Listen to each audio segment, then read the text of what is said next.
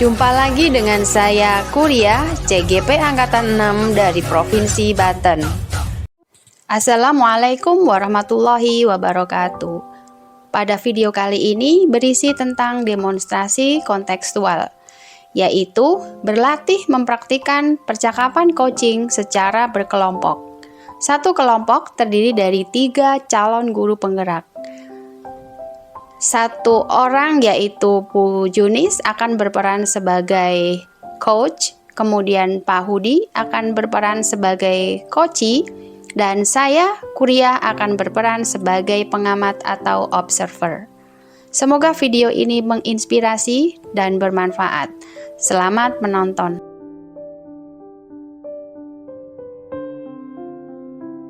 Selamat pagi Bu Junis. Selamat pagi Bu Kuria. Ya, gimana kabarnya hari ini? Alhamdulillah baik Bu. Oh ya, alhamdulillah ya. Terus perasaan Ibu hari ini gimana nih perasaan Ibu nih? Luar biasa semangat nih Bu. Karena kan saya nanti akan praktek coaching nih Bu dengan Pak Hudi. Pak Hudi ya. Nah, saya minta Ibu untuk observasi saya nanti. Oke, siap.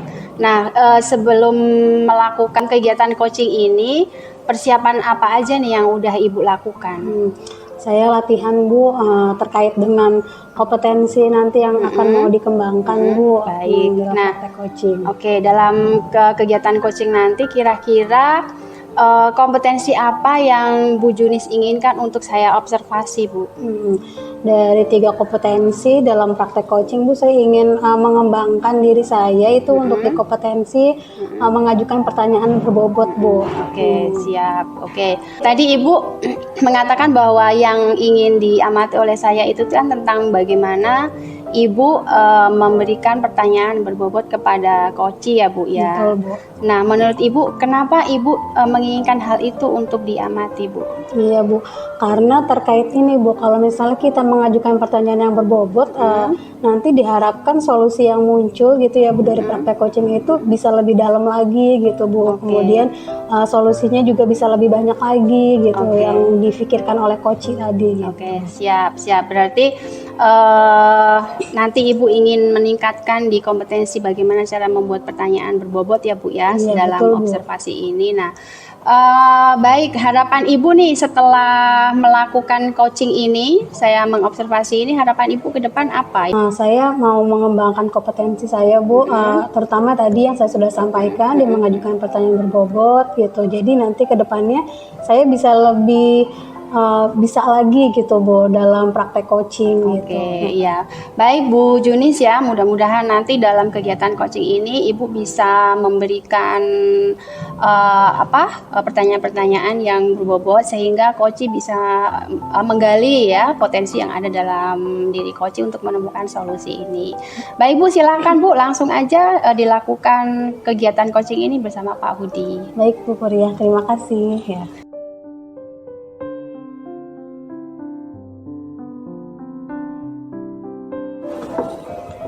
Baik, selamat pagi Bu Junis, Assalamualaikum. Selamat pagi Pak Hudi, Waalaikumsalam. Terima kasih ya, saya sudah dikasih waktu ini untuk ya ngobrol-ngobrol sedikit nih tentang masalah saya gitu.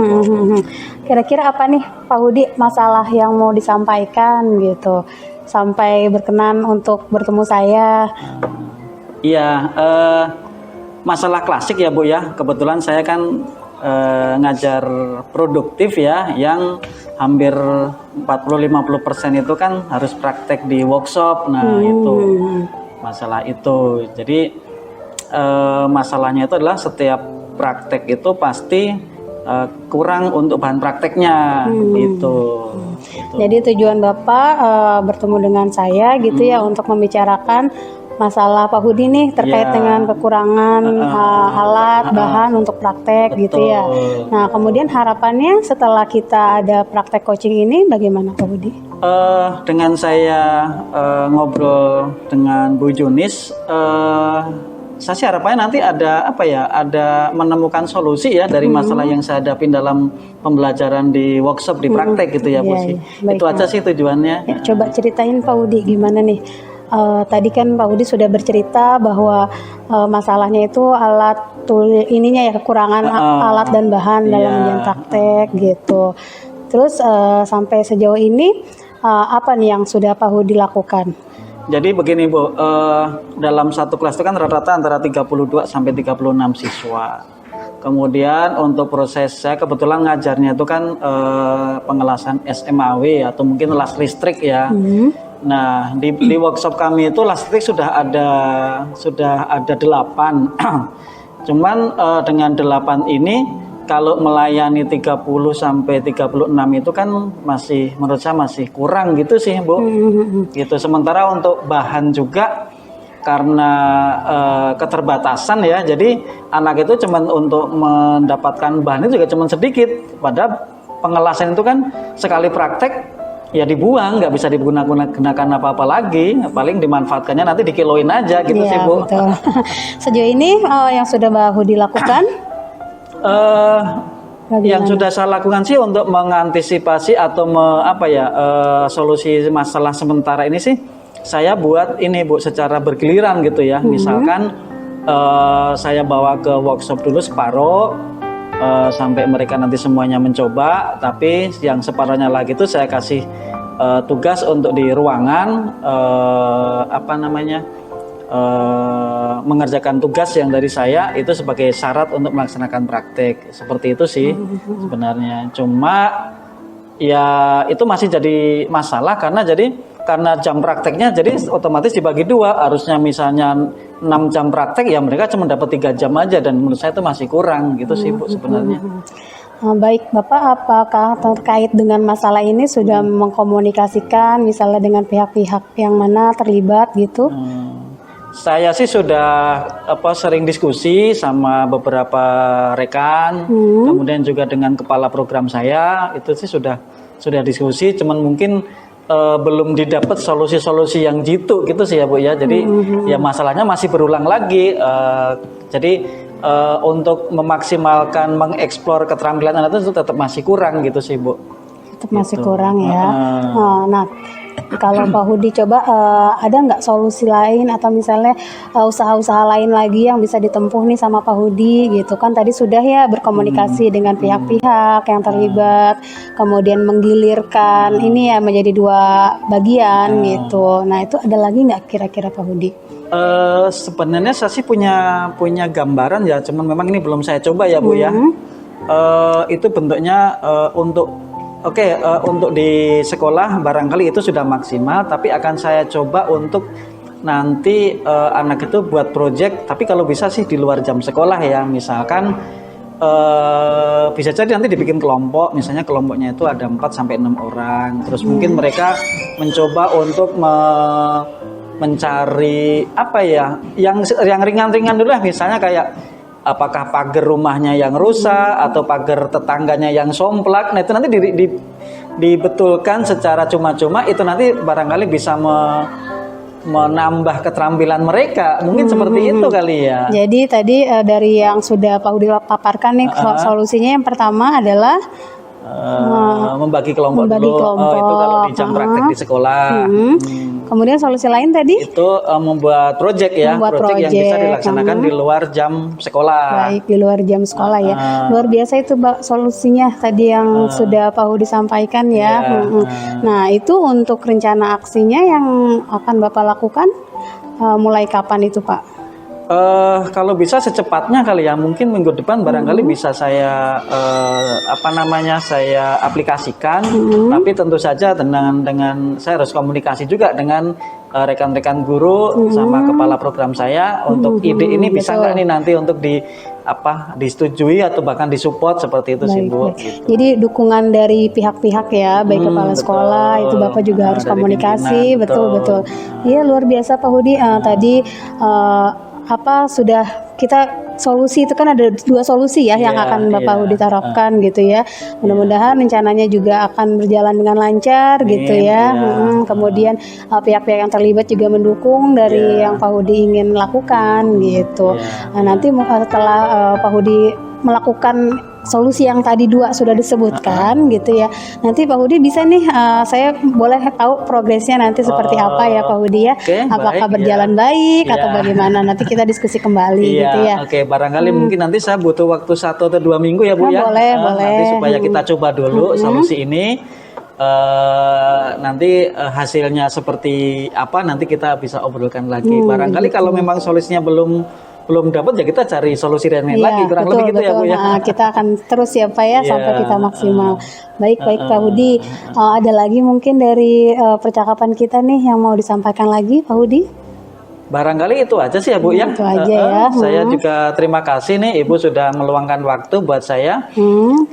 Ternyata dari masalah yang saya hadapin sebenarnya sih ada ya. Ada solusinya gitu ya. Nah, tapi Cuma tidak mungkin, terpecahkan kalau tidak berdiskusi gitu ya Pak Hudi. Baik gitu. Baik Pak Hudi, terima kasih juga nih sudah berkenan berdiskusi dengan saya gitu ya. Kita mungkin bisa lanjutkan di akhir di lain waktu gitu ya. Baik. Itu terima kasih ya Bu Jenis. Sama-sama Pak Hudi. Assalamualaikum. Waalaikumsalam warahmatullahi wabarakatuh.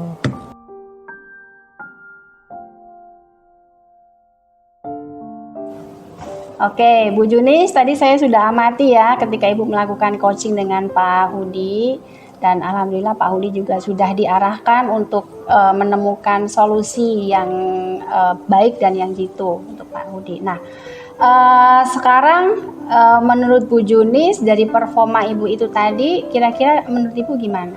Iya, betul Bu. Kalau misalnya saya melihat tadi ya, merasakan gitu ya penampilan tadi selama praktek coaching, sepertinya saya masih kurang Bu kedalaman ininya ya Bu dalam mengajukan pertanyaan berbobot gitu. Jadi kayaknya sih harus masih terus diasah lagi deh Bu.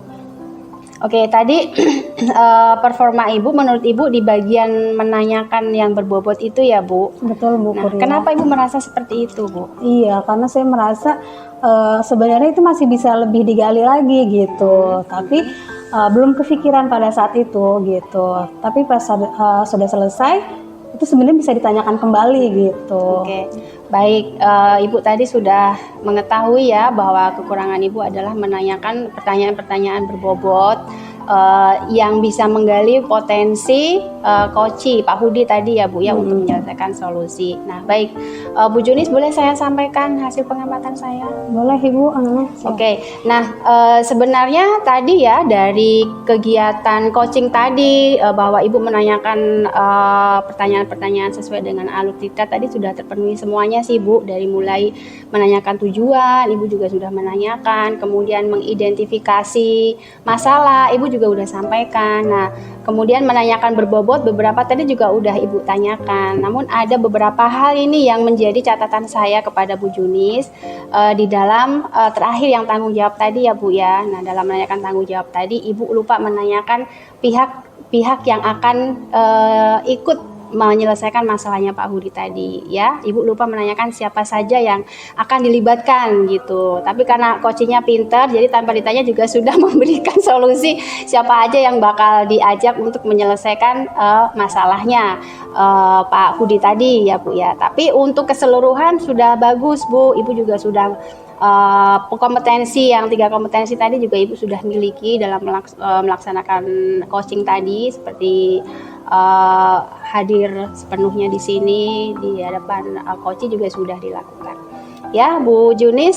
Kemudian nih dari diskusi ini kira-kira Ibu sudah terbayang nggak kira-kira apa ya yang kompetensi untuk meningkatkan kompetensi Ibu nih, apa yang kira-kira ingin Ibu lakukan? Selanjutnya masih sibuk, saya ingin mengembangkan kompetensi yang mengajukan pertanyaan berbobot itu, sama masukan dari Ibu tadi tanggung jawab ya mengenai kompetensi tadi alur cerita tadi yang di bagian tanggung jawabnya ya Bu ya, biar lebih terbiasa lagi gitu dalam praktek coachingnya. Iya.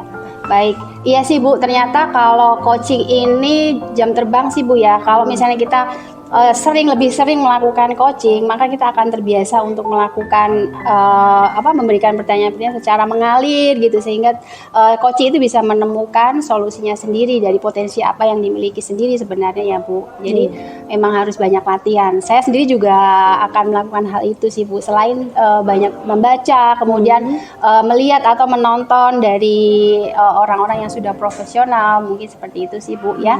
Terima kasih ya Bu Junis, waktunya hari ini sudah bagus sekali penampilannya ya. Terima kasih Bu Kuria untuk catatan-catatannya selama observasi ya. Nah, semoga saya juga lebih baik lagi ya Bu Kuria. Siap, sama-sama Bu Junis.